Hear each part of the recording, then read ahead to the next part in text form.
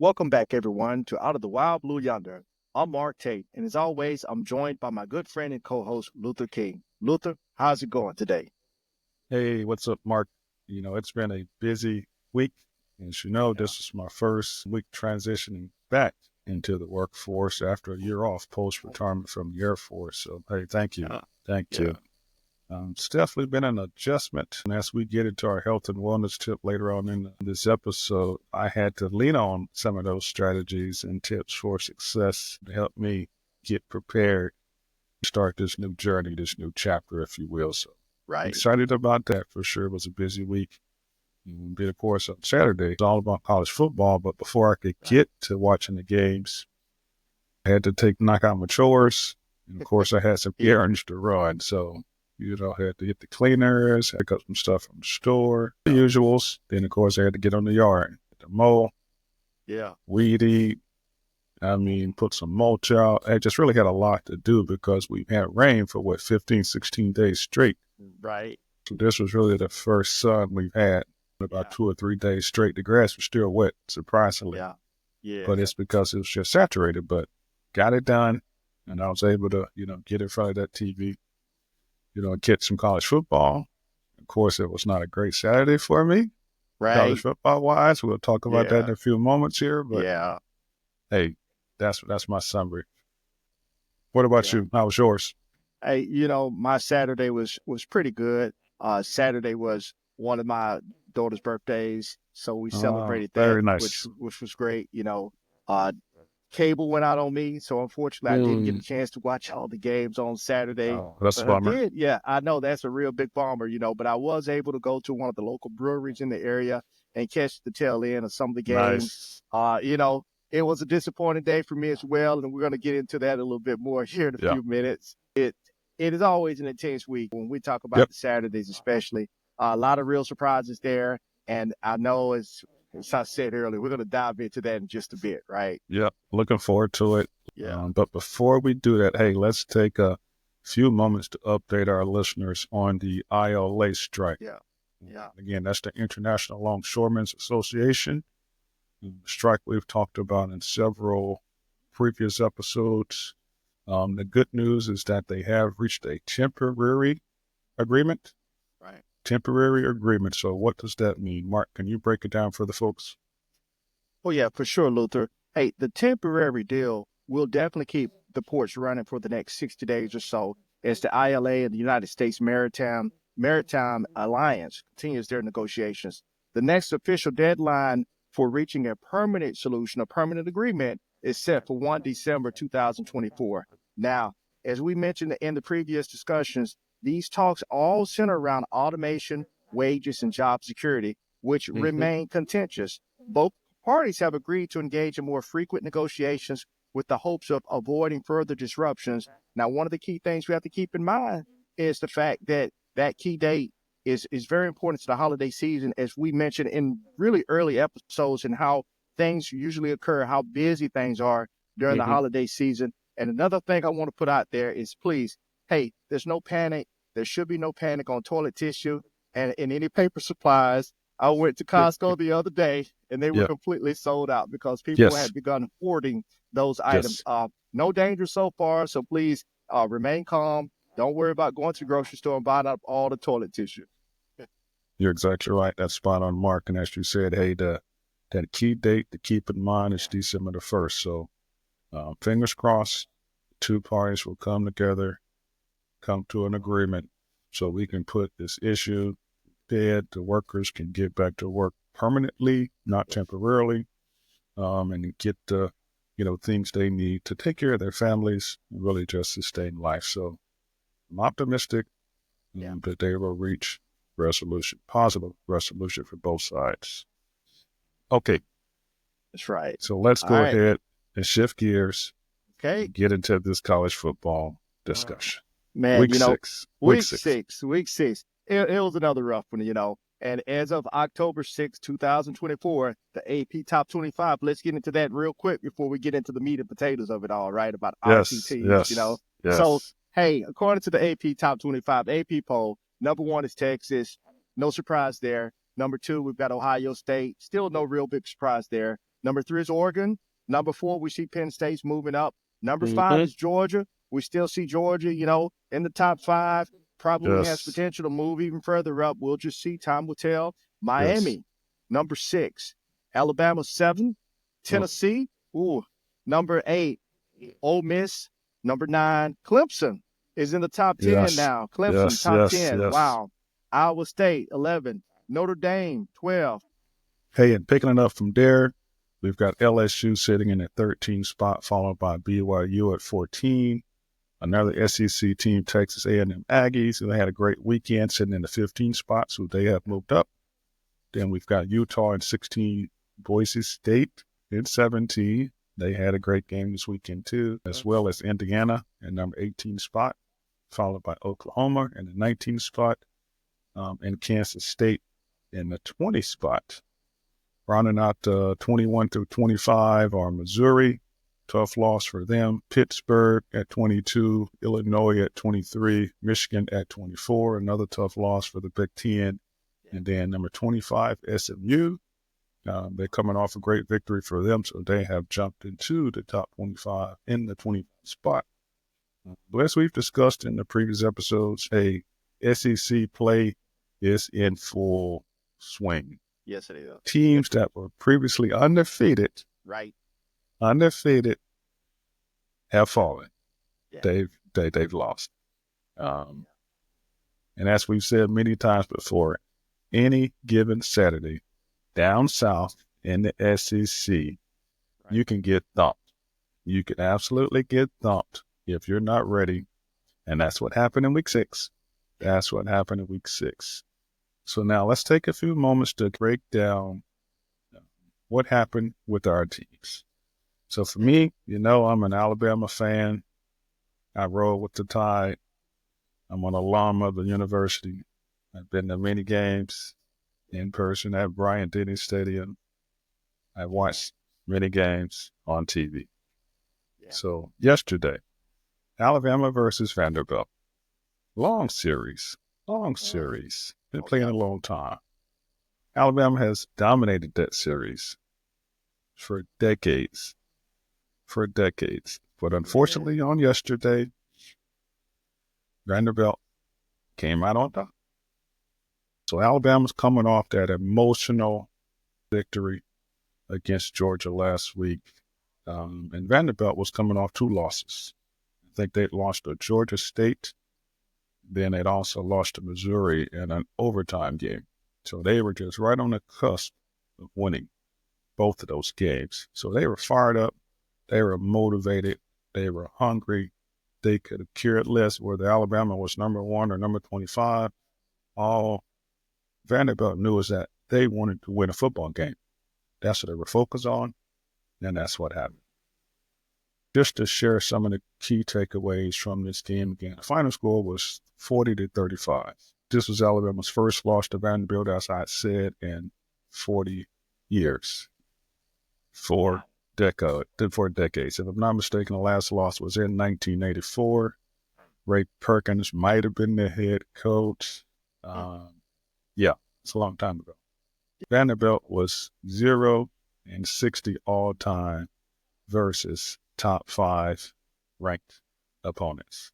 0-60, meaning they had lost all 60 matchups. What? Yeah. Prior to yesterday. Oh my gosh. It's bad. Yeah. It's bad. But I have to give Clark Lee and the entire coaching staff, as well as Diego Pavia and the rest of the team, their props. You have to give them the credit. I mean, they came up with a game plan to beat Alabama, and that's exactly what they did. They flat out dominated the entire game. They outplayed Alabama the entire game, and they came away with the victory. And again, you talked about, what were some of the distractions that were out there? So for me, the key distraction I saw for Alabama, and Coach Saban used to always talk about it. Hey, when you move up in the polls, that's rat poison, because it gets in the players' heads, it gets in the coaches' heads, it gets in the fans' heads. Folks lose sight of what's important. They lose sight of, each game, new opponent, what's our strategy? Let's go out there, be dominant. let's fight 60 minutes of football. Yeah. But because that victory against Georgia last week was just so emotional, there were so many highlights from that game. Social media was filled. That's all everybody was talking about was just the offensive play in that game, Ryan Williams. So I can just imagine how distracted the players were coming off that victory. And I'm convinced that just got in there. It just got into their psyche. Yeah. They probably weren't as focused at practice throughout the week. They just weren't as focused as they should have been. And I truly think they took, the Vanderbilt Commodores for granted. Yeah. They took them for granted, and they got shot. They went out there and got thumped. So let's take a few moments to just break down some of the key statistics from this game, some things that I saw as I'm watching the game that were just key to Vanderbilt's victory. So the first statistic I want to kind of break down is time of possession. Okay, what is time of possession? It's very simple. It's the amount of time that team has possession of the football. So in this particular game, Vanderbilt dominated time of possession. If I'm not mistaken, Vanderbilt controlled the ball for 42 minutes out of 60 minutes. So what does that leave for Alabama? 18 minutes. Yeah. That was 18 minutes left out of a 60-minute game that Alabama had the football in their hand, meaning they scored those 35 points that they did score in 18 minutes. Pretty impressive. So significantly impressive for Alabama from an offensive standpoint, but I think more impressive was Vanderbilt's strategy and how they were able to control that ball for 42 minutes because Alabama's defense couldn't get off the field. We're going to talk about that a little bit later. There were at least two key turnovers that Alabama's offense did commit. You had that pick six. It was a tip pass. Jalen Milroe went up in the air. Receiver caught it, took it to the house. And then later on in the second half, we had the strip sack that ultimately led to another touchdown by Vanderbilt. So two key turnovers committed on the offense side of the ball. But again, they did their part in Luther's opinion. They bounced back from those turnovers, and every opportunity they had to score, for the most part, they did do that. So again, they put up 35 points despite only possessing the ball for 18 minutes. Yeah. So what does that tell us? That tells us that the offense is going on the field. They made two turnovers. They did turn into scores for Vanderbilt, but at the same time, they were only on the field for 18 minutes. So defense was on the field for 42 minutes against Vanderbilt, and they had an absolutely horrific performance. We have major issues on defense. I'm definitely concerned. I don't know what the solution is, but I hope some serious conversations and soul searching is happening on the coaching staff and by each player on the defensive side of the ball. Yes, we had some defensive players who went out there, made a difference, made plays. Malachi Moore was running all over the field, making plays. He shouldn't have to do that. He's one player. He's got a position he needs to play, but Malachi Moore was all over the field making plays. So where were your teammates? So clearly there were plays missed by other players from defense. Tons of missed tackles, tons of missed reads, tons of busted plays. And then, like I said, they just got flat out beat. When it was man-to-man, Vanderbilt player beat the Alabama defensive player. So lots of work to be done. I hope they're getting after it. I hope they're soul searching right now. Most importantly, I hope they've shifted their mindset and focus to the next opponent, because the season is not over. You've got a game next week against South Carolina, and you better be drawing up a game plan and taking that game seriously. Yeah. If you want to come out on top and be victorious. This loss to Vanderbilt will definitely show you what you're made of. Are you a team that can face adversity, dig down deep, and overcome it? Or are you going to succumb to this loss? It's just going to be the end of your season. So time will tell. We'll see. I'm really concerned for the defensive play for Alabama, because I've just never seen an Alabama team give up points like this in a very, very, very long time. And I've been watching Alabama football for a long time. Yeah. I've never seen an Alabama defense give up points like this just game after game. They gave up 40 against Georgia, 40 against Vanderbilt. That's 80 points alone in 2 games. And we're only 5 games into the season. Right. They've given up 100-plus points in that short amount of games. In the past, where they were lucky to give up that many points in an entire season. Yeah. Then again, Vanderbilt's never scored that many points against Alabama. So, yeah, I'm concerned. Okay, Luther digresses. Let's talk about quarterback play a little bit. So key stats for Jalen Milroe. Overall, he had a good performance. He passed for 310 yards. Yep. He had the big 58-yard touchdown pass to Ryan Williams, who continues to just do his acrobatics out on the field, catching passes, spinning around, and just accelerating at top speed in milliseconds. I mean, he just continues to impress. It just wasn't enough against Vanderbilt. Then on the Vanderbilt side of the ball, Diego Pavia, he threw for 252 yards, 2 touchdown passes, including 36-yard strike, to Sherrill, in the third quarter. So Pavia is consistent. Performance helped Vanderbilt for sure sustain multiple drives and maintain that pressure on Alabama. And here's another key stat about Pavia. He played with New Mexico State prior to playing with Vanderbilt. But in his college career, he's been known to be the guy who somehow finds a way to break the opponents in games that they aren't supposed to win. So here he's done it once again, found a way to lead his team to victory against the number 1 team in the country, Alabama. Huge. Okay, let's move on to rush yards. So Alabama did have some success on the ground in those few minutes, 18 minutes that they had possession of the ball. Jan Miller contributed to about 45 yards, which equated to 2 touchdowns. However, it just wasn't enough. They didn't have enough possessions to be able to potentially break free, run the ball some more, get a lead, hopefully motivate that defense into making a stop. They just didn't have the time because of Vanderbilt's game plan that kept them off the field. And again, Vanderbilt rushed for 64 yards. Cedric Alexander, 2 rushing touchdowns. It just helped seal the deal for Vandy.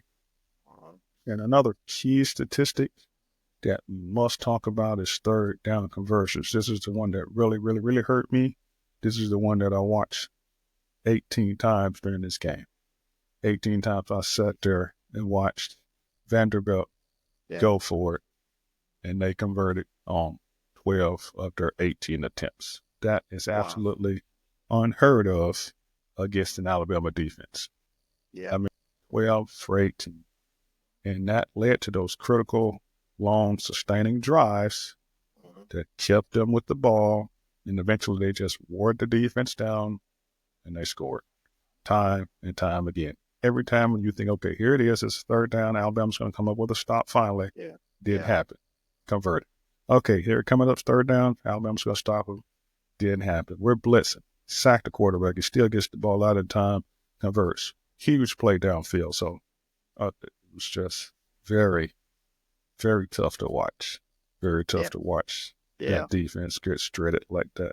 So at the end, Vanderbilt's ability to control the time of possession, convert on third downs, and capitalize on those at least two Alabama turnovers proved to be the deciding factor in this SEC showdown, if you will, which people are going to start calling that now, was this showdown, this battle, because most folks, that's not what they expected. But week six historically is the week where there are no great games. Most folks tune away from college football. They go do things like yard work and other things because there aren't any really ranked matchups from a standing standpoint. And then guess what we got? We got a shocker of a weekend.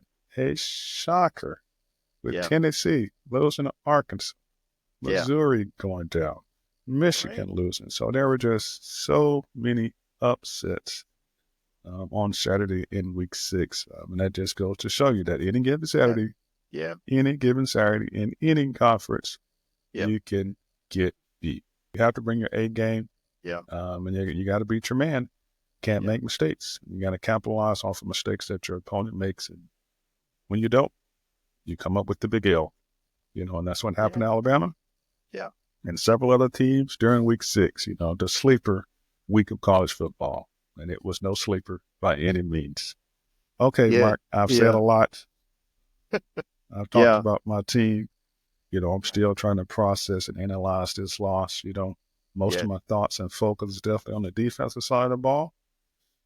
Alabama coaching staff, if you're watching, if you're listening, yeah, defense players, if you're listening right now, hey, you got to buckle down. You got to figure out what's happening.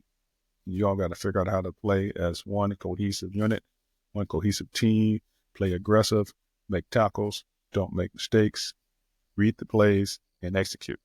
yeah, for sure. And Luther, that is a real tough loss for Alabama. I've got to Yes. ask you one or two questions here. Mm-hmm. And they've had a great, strong start of their season. So, do you think that it is a coaching problem, or do you think it's a talent problem there at Alabama, or maybe a little bit of both? That's a great question, Mark. As leaders, Yeah. we have to accept responsibility for the actions of our organization. So I'm 100% going to say there are some coaching challenges. There are some coaching adjustments that need to be made. Mm-hmm. I have not seen the defensive coordinator's press conference or seen him speak on this game as of yet. I've seen the head coach's press conference, seen tons of the commentators talk about this game, but that's the one I'm most interested in hearing is what does the defensive coordinator have to say about this game? Yeah. And hear what do some of the key defensive players have to say about what happened. And most importantly, I'm interested in their mindset as they move forward. What is their mindset and what's their game plan? How do they overcome this? How do they put this behind them? Because again, this is week 6. Yeah. Week 6, Roger you that. got a lot of football in front of you, and you got some tough games coming up, primarily all SEC play. So South Carolina is going to bring their A game Right. next week Mm-hmm. against you. They're bringing that heat. Yeah. So can you get prepared to take on South Carolina? That's what I'm interested in hearing them say and moving on forward. Because again, social media is going to blow up. It's going to be in their face all week, just like the victory against Georgia was. Yeah. Got all these positive accolades. Now they've got to deal with all this negativity. The fans hating on them, bashing on them, Yeah. coaching staff and the players, because Alabama fans take losses seriously because they haven't lost a lot in this new college football era after coming off of a multitude of years with Coach Saban at the helm, countless national championships. Just dominating on the defensive side of the ball, and all of a sudden, here we are in 2024 season, and the defense is struggling to get off the field on third downs. They're giving up, 40 points week in and week out. So, yeah, Some it's a problems. combination, Tate. It's a combination. Yeah. Yeah. No, hey, that was a good answer. I know that was a tough one that I threw at you, and you guys are going to bounce back. I'm confident of that. It's just a matter of when, right? I know you got Yes. North Carolina coming up. So, Yeah, they don't have any time, Tate. They got to bounce back right now. Yeah, they do. They do. Monday, they got to be focused. Yeah. Monday, they got to be focused, and hopefully they were focused today, but I'm sure they weren't because they didn't have an opportunity to because they're just getting inundated, with, hey, what happened, the negative aspects of losing the game. Yeah. The key is, can they block that out? Can they block that out and focus on South Carolina? Yeah. This is a big test. For sure, brother. It really is, And as for me, of course, moving on to Auburn, we played Georgia yesterday on October 5th. So that was another tough game. Yes. Auburn was not expected to win. We all know that. They faced number 2 Georgia, and it is the Deep South's oldest rivalry. Yes, it but, is. Auburn fell 35-10. Not a major surprise for many people. I actually thought the score would be a lot closer if we did lose. I thought it would be within 3, but this brings the biggest rivalry of Georgia leading the series, 64 wins to Auburn's 56. So they've been playing football against each other for a very long time. Very long time. And I tell you, and it doesn't get any better with each loss that occurs between Auburn and Georgia. It feels like it takes a little bit out of me, and it has me less enthusiastic about the football program there at Auburn. Yeah. But we'll break it down. We'll take a look at the stats real quick. Like you talked about earlier, time of possession. We'll talk a little bit about turnovers. We'll talk about yardage gains, pass completions, and overall quarterback play. I think as far as time of possession, we knew Georgia was going to dominate the clock, and Yeah. they did. 36 minutes. Auburn only had about 24 minutes. Georgia was able to wear the offense and defense down, wore the defense down quite a bit, and we were struggling to get any kind of momentum throughout that game from an offensive standpoint. On the turnover side, they were pivotal to the game, of course. Georgia's defense, we knew they were going to be there and be ready for Yes. Auburn. Forced 2 turnovers, an interception and a fumble recovery.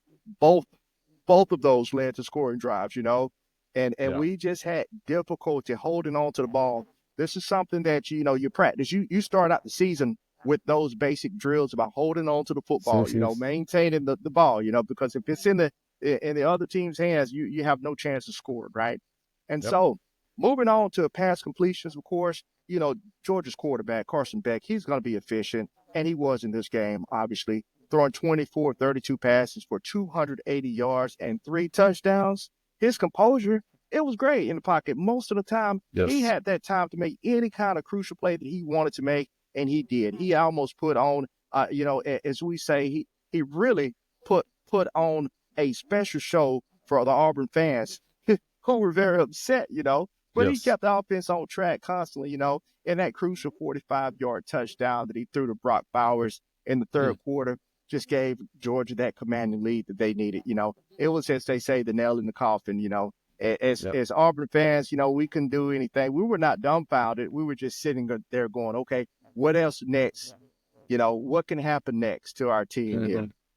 Our quarterback, Peyton Thorne, we've talked about the quarterback struggles that Auburn's had throughout the season. The other week it was Brown. Now they've got Thorne back in. And so they're playing this vice versa game. Those 2 quarterbacks are pitted against each other, I guess, beginning of the week. And Coach Freeze just figures out who's going to be playing on, I guess, Wednesday or Thursday. Wow. But he completed only 15 to 28 passes for 190 yards, 1 touchdown, 1 interception. His inconsistent play, as we know, coupled with that Georgia pass rush, which they were on him, prevented Auburn from establishing any kind of rhythm. And, that's crucial. You talked about that earlier, just to go with the Vanderbilt game. Vanderbilt was able to establish a rhythm and get that tempo that they needed. In this case, of course, Georgia did the same thing. Georgia showed out. And I would say, as I mentioned earlier, their quarterback, he put on a clinic, basically, for the Auburn fans, rushing yards, hey, solid game from DeJohn Edwards. He, really rushed for 120 yards, probably could have got a few more there, 2 touchdowns. I'm not mad at him. That's what he does, and that's what the team does. They're going to dominate you from the line of scrimmage, and Edwards was consistently able to break off and get huge chunks of yardage throughout the game. And Jarquez Hunter, he contributed 75 yards, on the Auburn side of football, but we were not able to really maintain that consistency and move the ball effectively, again, especially against that tough Georgia defense, Yes. Third down conversions, as mentioned earlier, they converted 18 of 12. We converted only 5 of 14. Again, that Georgia defense was dominant. So when you look at everything, and how it is, you look at the last few minutes of the game and you kind of see the disappointment on the Auburn fans. People are asking how many years will we be disappointed as Auburn fans when we go against the Titans of the SEC, specifically Georgia, Alabama, some of these huge teams that have these wonderful winning records. Are we going to be able to compete again as we did in the Cam Newton era and even a little bit before then and a little bit after that? I don't know, but it's not looking good for my team. So we'll see how we reset and retool as we have a bye this week, and then we have an opportunity to show what's left throughout the rest of the season. Yeah. Hey, it's definitely not going to get any easier for Auburn or Alabama, or really for any team in the SEC, because I'm confident when I say the SEC is the toughest conference. We're going to see it from here on out. Teams are going to come up against opponents who are going to take them down to the wire and potentially beat them in the SEC. That's right. I wish Auburn the best in that bye week, because LSU's going to be waiting. Come on. That's another great rivalry. Yeah. Between 2 Tiger schools, when they both play each other tough. Yeah. I think it's going to be an exciting matchup, and I think they're going to take advantage of that bye. Yeah. For sure. Rest up, reset, and come up with a strategy so they can come out there and compete against LSU. That's really what it's all about. Can you come out there and compete for 60 minutes against your opponent? And I think Hugh Freeze is going to dial up a game plan to allow the Auburn Tigers to be able to do that. The key is, will it be enough to overcome LSU? That's right. And again, LSU is beatable. We know they're beatable. Yeah. It can be done. Absolutely. Hey, this has been exciting. Always getting a chance to talk about college football, Week 6 matchups. Unfortunately, both of our teams took big L's. But hey, guess what? They live to see another day. They live to see another game. Right. And that's Week 7. So some of the key matchups we got happening in Week 7. We talked about the Red River rivalry about a week or so ago. And guess what? This is it. In Week 7, next Saturday, number 1 ranked Texas will take on number 18 ranked Oklahoma. Yeah. In the Red River rivalry, that's a big game. Both teams always bring their best. And I'm expecting nothing less. Texas is coming off their bye prior to the Red River rivalry, so Texas should be rested up. They're going to be firing on all 8 cylinders. So Oklahoma's going to have their hands full, but at the same time, Oklahoma always plays Texas tough. So I'm looking forward to that one. Another Week 7 matchup I'm excited about is Ole Miss versus LSU. Ole Miss is getting into some more SEC play. Right. Worthy opponent like LSU. And then the same for LSU. Hey, you're taking on Ole Miss with that explosive offense. So we will see. That'll be a great one. And then I think finally, in the Big Ten, this is Ohio State's really first football game in Luther's opinion. Ohio State they just consistently have very weak schedules, season after season after season. And here we are coming into Week 7. They're finally taking on an opponent, a ranked opponent for sure. So this is a new arrival to the Big Ten, Oregon. They're playing at Oregon. So I'm excited for that matchup. I'm excited to see how both teams do against worthy opponents. Right. Ohio State versus Oregon and Oregon versus Ohio State. They're going to get tested too. So that should be a very exciting game. Okay. For sure. That's our college football discussion. Tate, anything else you want to touch on, or do you want to go ahead and shift gears? Oh, man, it's been such a dead week for me. I can't even get my words straight here. that I think now it's time for us to transition into the tip of the week, the health and wellness tip of the week, okay? All right. And so today we're going to be focusing on mental preparation. And, this is important, whether you're preparing for a big test, an interview, a court case, or a high-risk military operation. Being mentally prepared is the key. You're spot on, Tate. You're absolutely correct. And what we want to do, provide you with 3 strategies to help you mentally prepare for any big event that you're facing. So earlier on, I told you this was one for me, venturing back into the workforce. So these are some of the things that I had to do to mentally prepare myself for getting back out there. You did it in the military for 7+ years. So I was like, okay, Luther, you know how to get up, you know how to go to work. But I literally have just taken a year off to reset mentally, physically, spiritually, just get grounded to prepare myself for that major transition of retiring from the military and figuring out what I want to do next. So now that period has arrived, here we are. It's like, okay, I'm ready. I'm jumping out here into this thing, but I had to mentally prepare myself. So I had to visualize. First tip is visualization. I had to visualize, see myself in this new role, see myself getting up, see myself going through the motions of commuting to the job, see myself interacting with my co-workers, leadership, just really thinking through those things before they occurred. That's what we mean by visualization, seeing yourself in that situation before you actually have to face it. So mentally rehearsing a process of steps involved, whether it's answering questions in an interview or executing critical mission like a convoy outside the wire. Sure. By visualizing yourself succeeding, you build mental confidence and decrease anxiety. So practicing, doing a dry run taking that route, before you actually have to take that route. So that was something I did, before I had to actually show up to work. I did a dry run, see how long it would take, to give me an idea of the distance, how to get there, where to park, all those little nuances. If you can iron that stuff out ahead of time, it can significantly reduce, any stress or pop-ups that could occur when you actually have to execute. Yeah. So that's visualization. The second one, and it's something we've talked about, is controlling your breathing. So we're more so focused on now these job interviews, big tests, like taking the bar exam, things like that.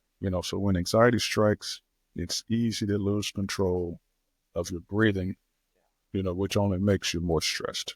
When you can't breathe, you get stressed and say, hey, what's happening? Breathing is increasing, it's more rapid, and that causes you to, just incur more stress in the body. So we've talked about this before, but hey, here's a tip. Try deep, controlled breaths to calm the nervous system. Inhale deeply for a count of 4, hold for 4, then exhale for 4. That's box breathing. That's box breathing. Inhale deeply for a count of 4, hold for 4, then exhale for 4. Yeah. And the more you practice that controlled breathing or box breathing technique, the better you'll get at it. And the longer you'll be able to, hold, increase your count from 4 to 5 to 6 or 7 or 10 seconds. Absolutely. Exhale, it just significantly helps you slow your heart rate down and take control of whatever situation you're in. If you're having a hard time sleeping, falling asleep at night, this is another tip that you can try. Box breathing. It's something I added to my routine. As I'm in the bed, lying down, preparing to go to sleep, it slows the heart rate down and it helps me fall asleep a lot quicker. So visualization was the first strategy. Controlled breathing was the second strategy. Now we're going to the third strategy, which is positive affirmations. Yeah. Positive affirmations. That's a big one. Your inner dialogue absolutely matters in any situation that you're facing. So it's paramount that you replace negative thoughts like, can't do this, with positive affirmations like, I'm prepared for this. I put in the work for this. Right. I've done my due diligence to ensure I'm going to be successful because I'm prepared. I put the work in. So just remind yourself of your capabilities and past successes. That's huge. If you think back to all the things you've been successful in, if you remember those past successes, that can be a part of your positive affirmation to propel you and motivate you in this new endeavor. So affirmations have been proven to reduce stress and definitely build self-confidence. Absolutely. Okay. Oh, very important. Those 3 tips, really great, Luke. And I Yes. appreciate you sharing those, And it's also important, obviously, to prepare yourself physically and from a nutritional standpoint. We always talk about getting enough sleep, staying hydrated, and fueling your brain. You got to fuel your brain with great foods like blueberries, nuts, lean proteins, and these are all known to enhance cognitive function, right? And again, these are things I practice. I've advocated to my kids as they're getting ready to study for tests. I used to always, fix them a little container of blueberries. They're studying the day before, the night before, and then I'll fix another container for them to take with them to school. Hey, eat these on the ride to school right before you start the exam. Get them in your system. And that's something that I do too. Try to eat blueberries every day. Blueberries, nuts, every day. They're just a part of my base diet. That's awesome. Just because of the, positive benefits that come from these nutrient-dense foods. So Sure. I think another tip that folks can put into place is once you're out there working. So during this week, as I'm going to the job, trying to get settled in to a new environment, something I did in the military was I used to like to take short breaks just to stretch your legs, move around, go talk to some coworkers, introduce yourself to some coworkers if you're new to the team. So just a light physical activity, even something as simple as that short walk, it can help clear your mind and refocus your energy. That's right. That's something that definitely became a part of my routine. It's definitely something I'm going to continue to implement going forward in this new chapter. Yeah.